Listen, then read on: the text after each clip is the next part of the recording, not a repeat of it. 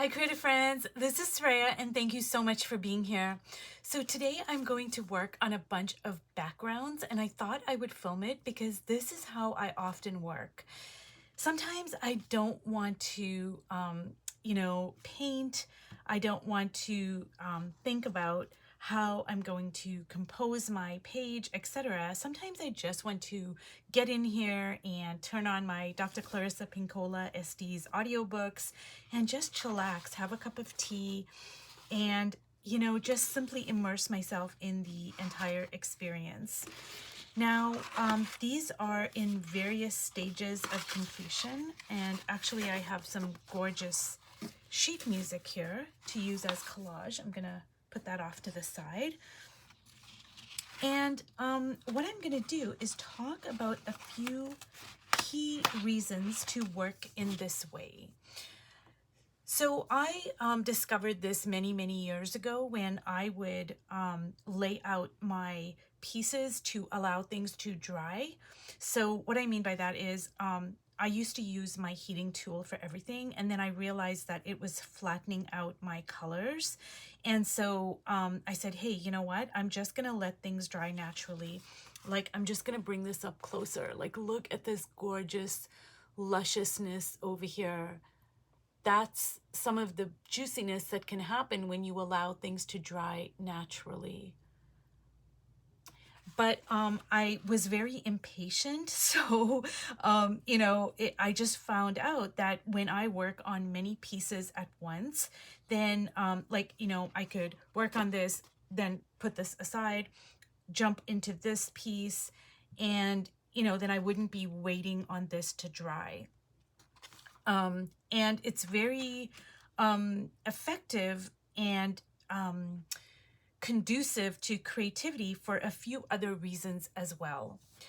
So the very first point, let me just start laying down some stuff here while I'm talking. So this is my tea bags over here, and I'm just gonna start placing them over top of my surface randomly. So the very first thing is, since I was talking about detachment in my previous video, this working in this way, like this practice, is so beautiful and such a wonderful invitation for us to practice detachment. Because when I'm going back and forth, I'm not invested in any one piece. Like, all I'm doing is I'm just simply going back and forth, and I'm not focusing on this one piece where I'm so involved in it and emotionally invested in it. I'm working on, 10, 15, 20 pieces. And when it gets warm outside, I have a collapsible art table and I will lay it on the grass, and everything is so beautiful outside. Like, I'm inspired, and things dry so fast. And then I can lay out 30 pieces. Well, maybe not 30, but I can lay out a lot of pieces at one time. And it allows me to move back and forth, and I'm not going to get so fixated on, oh my God, like this one piece, it has to turn out this way, etc. I can more easily be in the flow of simply creating. And I can be playful. And what I find is that playfulness, playing, is key. It is the key to us being creative. Because when I am playing, I'm not in a state of fear and expectations, whether those expectations are from myself or, somebody else. I am simply in the flow. There's no contraction, there's only expansion.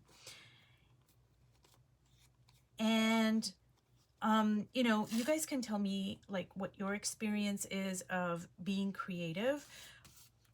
But I find that when I am playing, I don't even have the capacity for fear, because the whole act of playing is, it's fun. It's not meant to be you know, oh, it has to be this way, it has to fit into this box.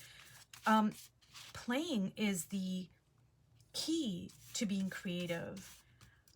And think about, you know, children, how they are so creative and they don't have those programs running, any preconceived notions of what something has to be. So they can paint pink horses, and they can, you know, paint, you know, wonderful, purple pink skies or whatever. You know, they're not so bogged down by all of these expectations of, you know, I have to do it this way.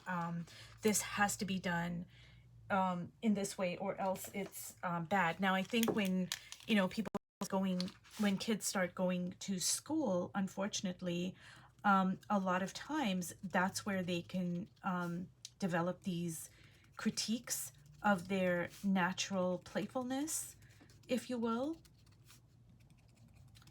And actually, this reminds me of a story I was reading a little while ago, where there was a young boy, and I wish I knew his name or where he was from, but he was always getting into trouble for doodling, and he would doodle everywhere. And he would just, like, you know, he couldn't concentrate in class, and he was just always getting criticized and, you know, sent out of the classroom, etc. Well, a few years go by and he just continues doodling, but a major sporting company, I want to say like a shoe company or something, they came across his work and they actually loved it, and they picked his work for their line of shoes. So, you know, it just kind of reminds me that, hey, you know, being in a state of playfulness is the key to us being just spontaneous and creative. So all I'm doing is, you know, I'm just like, you know, I'm just making marks. I'm just pissing around. I'm just, you know, just having fun.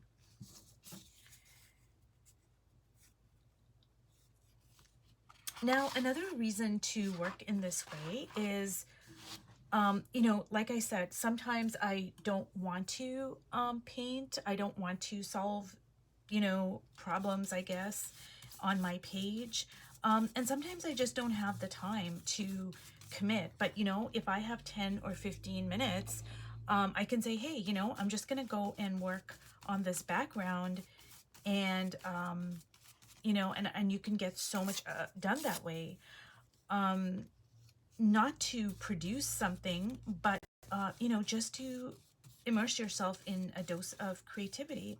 But sometimes I just want to do this for like an hour or two, and I just look forward to it so much. It's invigorating to me, it fuels me, and it gives me not only experience and valuable lessons and insights, but it also just relaxes me.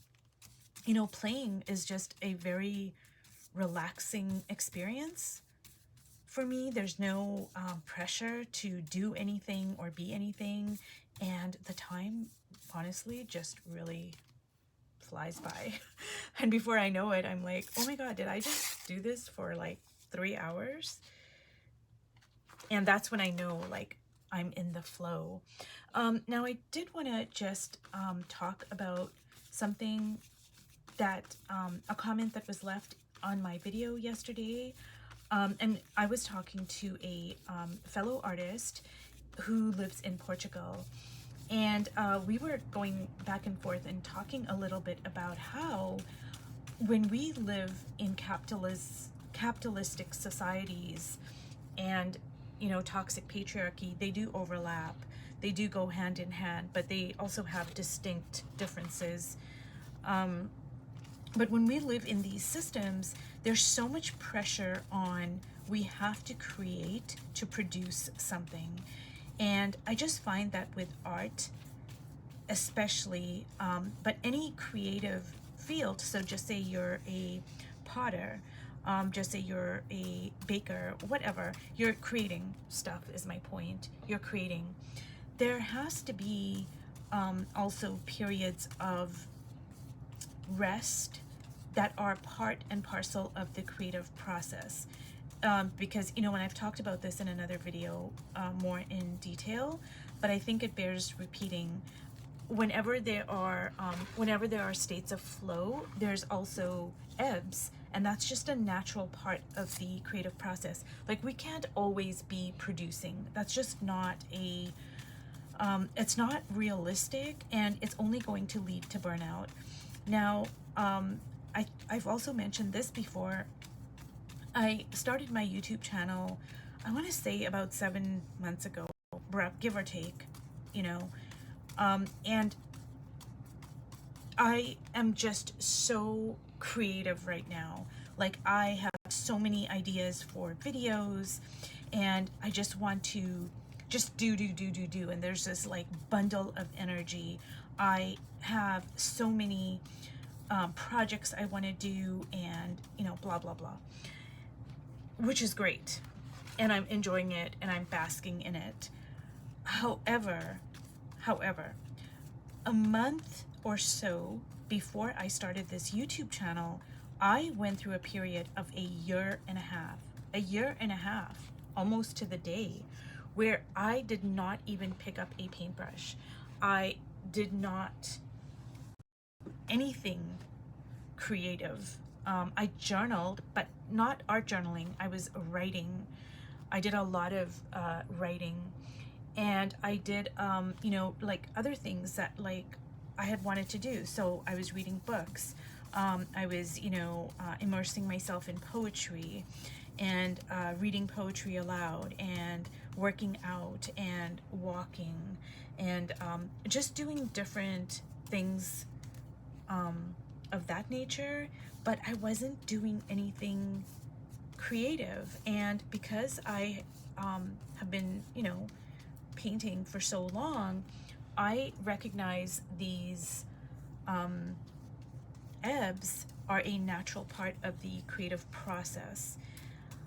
And a lot of times when, you know, when I read magazines or whatever, there are always these articles that are like, well, how to get out of an ebb, how to get out of a stuck state, how to get, you know. But I think the key is to honor, you know, that aspect of creativity as well. And I know Elizabeth Gilbert, in one of her books, I think it was Big Magic, if I'm not mistaken, she talks about how she deals with the ebbs, and she says that she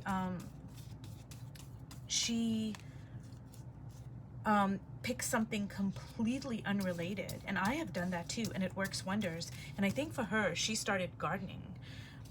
She just immersed herself in gardening, and, you know, and then when, after a period of time had passed, she decided to, you know, write a book.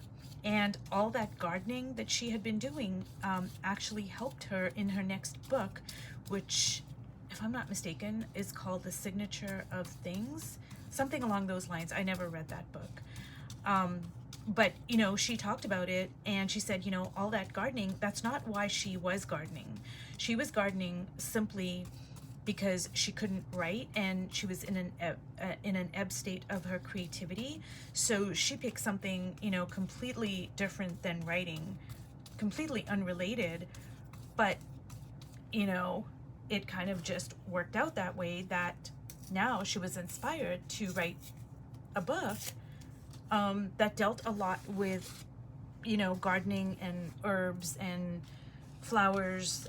If anybody out there has read that book, they probably know more about it than me, because, like I said, I didn't read the book. But the point remains, that's another way you can honor your ebbs, is to just pick something completely different.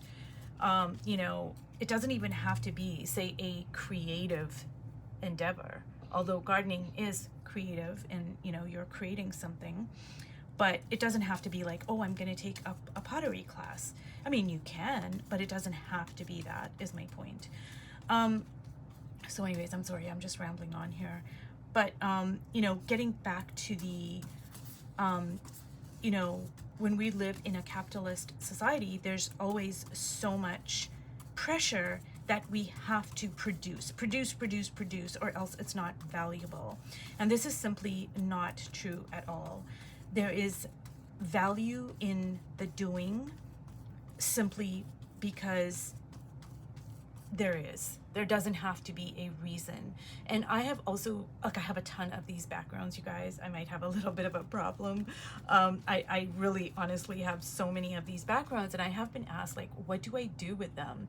And honestly, there's no particular reason. Like, I might paint over some of these and actually create a piece of art, or you know, I might turn it into a journal. I mean, I might just rip it up and use it for collage and recycle it that way. I may turn it into a junk journal, which I've been thinking of doing more with a few of these pieces. So there's no real reason like that I make these backgrounds, but I do so enjoy them, and that's reason enough for me. And I'm learning so much. See, so this is like a partial kind of a, I already started painting a figure on here, and same with that one. So I'm just gonna keep on, you know, building up my layers, and that's all I'm doing. And to me, I don't have to have a reason for doing something. The fact that I'm doing it is reason enough. And that's kind of the way I approach my art. Anyways, if you've watched all the way to the end, thank you so much. I am going to continue on. I'm going to probably turn on an audio of Dr. Estes, and I'm going to continue on working in this way. But I'm sure you guys don't want to see me do this for the next hour, just, you know, kind of sticking stuff and babbling on. But I did want to show you just this piece over here. So I put this piece aside, and this was the first piece that I worked on. So see, now that I have aside, it's all dry. It's completely dry, and there was no impatience on my part. I wasn't like, oh my god, you know, I wanted to dry, and you know, when it's dry, like I used to do that like 8 or 9 years ago. But working in this way, it's just such a natural, organic process of allowing things to dry and just kind of just going back and forth. And when I'm listening to something, I'm not even really fixated on what I'm doing. I'm just playing, I'm having fun, I'm being curious. And sometimes I'll look back on my work and I'm like, wow, I don't even remember doing that. And I really love a lot of what has happened, but I'm like, you know, I don't even have a conscious memory of me creating it. So anyways, you guys, thank you so much for watching till the end, and I will see you in my next video. Bye.